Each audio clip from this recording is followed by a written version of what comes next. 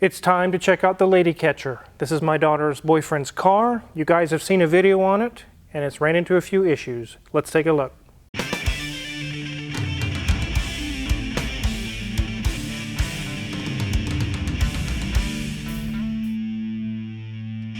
Yes, you heard that right. It is the Lady Catcher.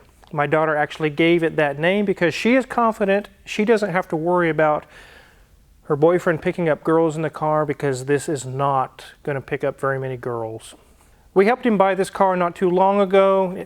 It has an engine in it that I really highly recommend, and it is paid off. It's already shown its true colors, which are really good. It's a 2001 Chevy Impala with the 3.8, like I just mentioned. A wonderful, wonderful engine.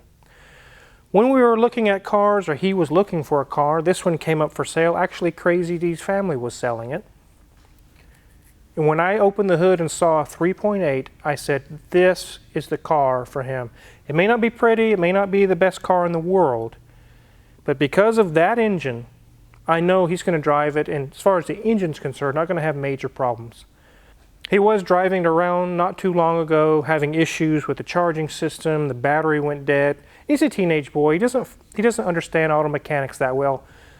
He knows that the dash was acting up, there's weird light, there's a battery light, it wouldn't start in the mornings.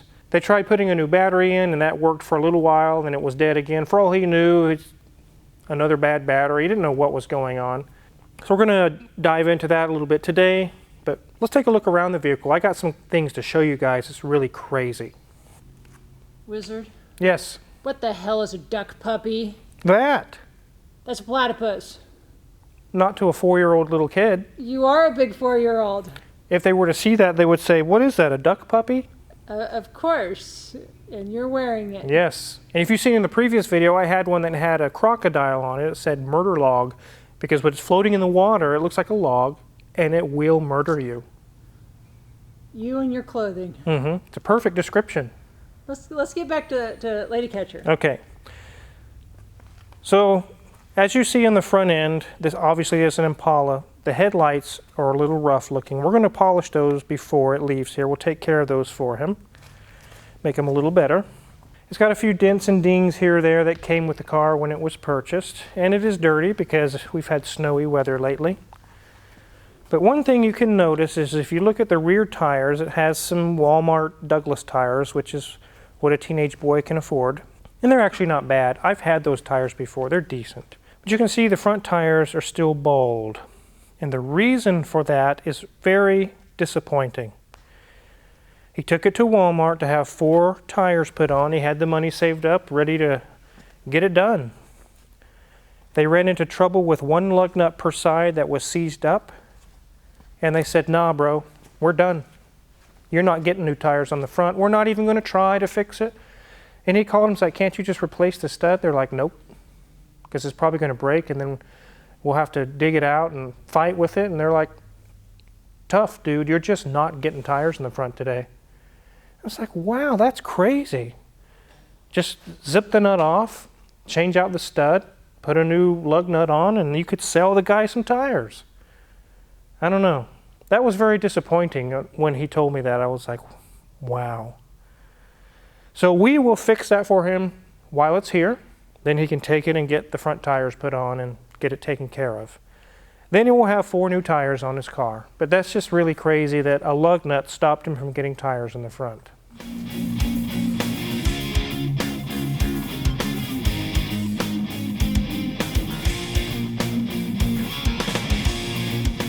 Here's some more beauty scratches. It really adds character to the vehicle. It looks nice. Styling and profiling. Really, guys, I'm kind of being sarcastic. It actually isn't that bad. It's a decent car. He really is happy with it. It drives really good. And it's been a very good car, except for just a few small issues it's had. So, dents and dings. It needs some front tires. We'll take care of the headlights. Let's go ahead and get the hood open. And there it is, guys. The Buick 3.8, which is in a Chevy. It's all General Motors anyways. These engines are very, very good engines. If you're looking for a car that has Honda Accord reliability, You really don't want to spend all the money, especially Toyota money. You can get a Buick LeSabre, a Buick Park Avenue, a Chevy Impala. There's several cars, Pontiacs, that have this 3.8 liter. As you can see, a brand new alternator. When it came in, the battery was flat dead. He actually tried to drive it here, and it made it about a mile or two, and it just died. So I called a tow truck, our Skeeter's Towing, that Hoovie's Garage uses, and we use here exclusively. We don't use any other towing service. Sent the tow truck out and brought it in. That's kind of jankety. We'll take care of that while it's here. Zip tie is holding on the map sensor. But anyways, once we got a good battery in it, started it up, it was putting out 12 volts. Actually, it wasn't putting out any volts as far as the alternator is concerned. It was just battery voltage, 12 volts with it running. We put a new alternator on. Now it's at 14 volts roughly. It charges beautifully. And we put a new belt on as well. As you can see, there's little elbows there that are underneath the alternator. They've already been upgraded to metal ones, which is great. But GM used plastic ones from the factory, and they are known to fail and leak coolant back there. So that in the intake manifold can be some of the flaws of this engine. Actually, here's a picture of the metal coolant elbows I'm talking about. Once you put those on, really the problem is gone after that. But if those are the only major problems with the engine, I'll take that any day of the week. They're not known for blowing head gaskets. They're not known for timing chains failing. These are 300 or more thousand mile engines. They really are that good. Car Wizard, I think some of your viewers are going to say the biggest problems with these engines is the car rusts away to dust before the engine dies. Right.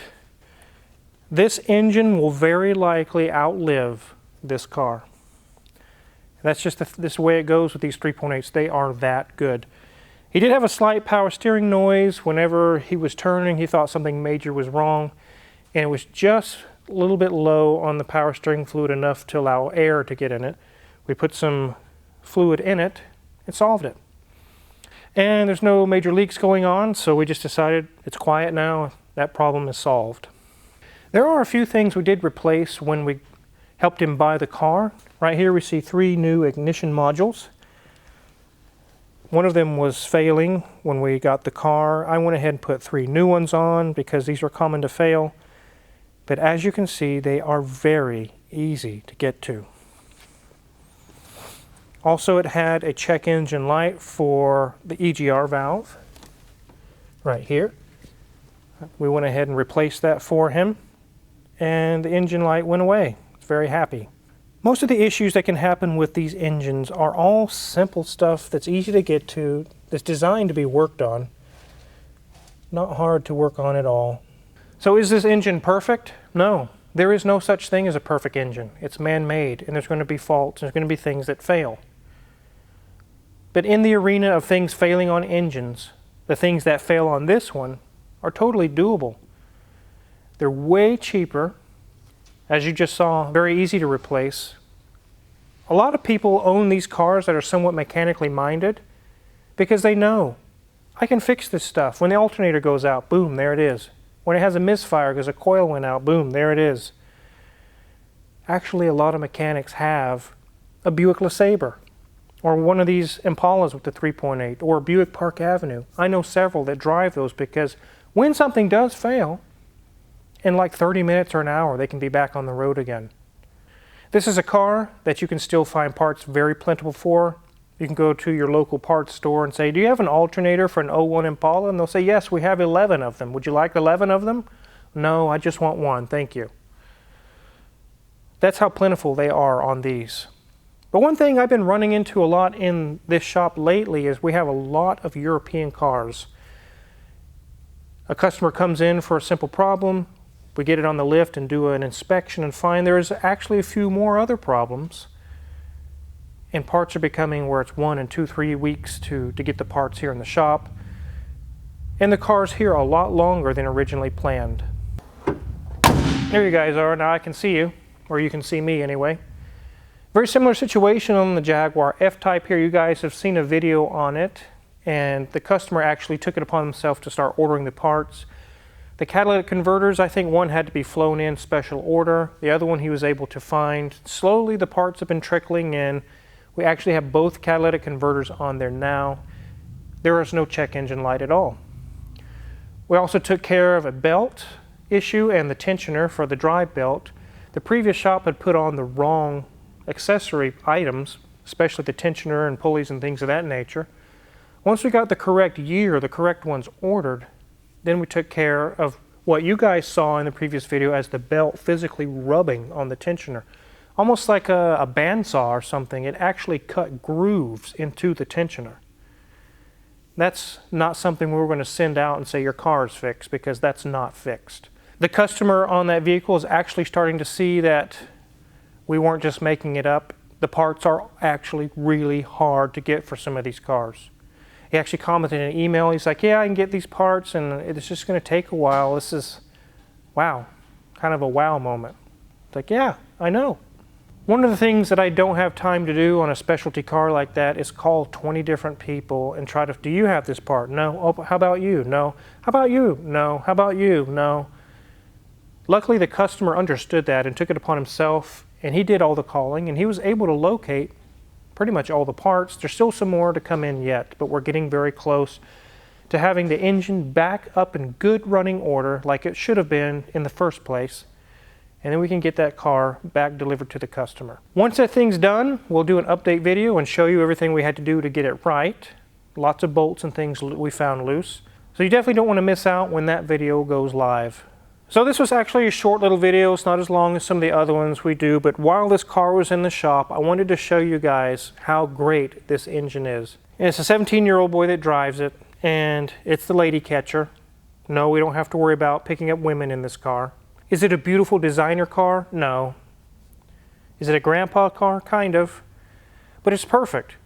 Because where he was expecting possibly $1,000 in work, he's like, oh my God, something really bad is wrong with this car.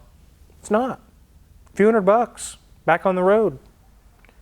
And that's going to be the story for this engine. He can expect that it's not going to have catastrophic failure probably in the life of the car, as long as he owns it. He actually saved up money from his job and paid cash for this vehicle. I really respect that a lot. And although we make fun of it, it's a grandpa car, this and that, he actually really likes this car. My daughter says that he just really loves this car. It drives really good, it's everything he wanted, it's good on gas. And I knew that would be the case. That's why I suggested to him, this is the car for you. No, it's not pretty, but it will get the job done. One thing he was really shocked about was insurance. Because of his age, it was way more than he thought it would be. And can you imagine that if at his age he went shopping for insurance for that thing? So I'm 17, that's the car I want. No, that's not the car you want when you're 17. Because the insurance guy is going to be like, no problem, $1,000 a month. He's going to be like, what? So that's why this is the perfect car. His price is going to be high anyways because of his age.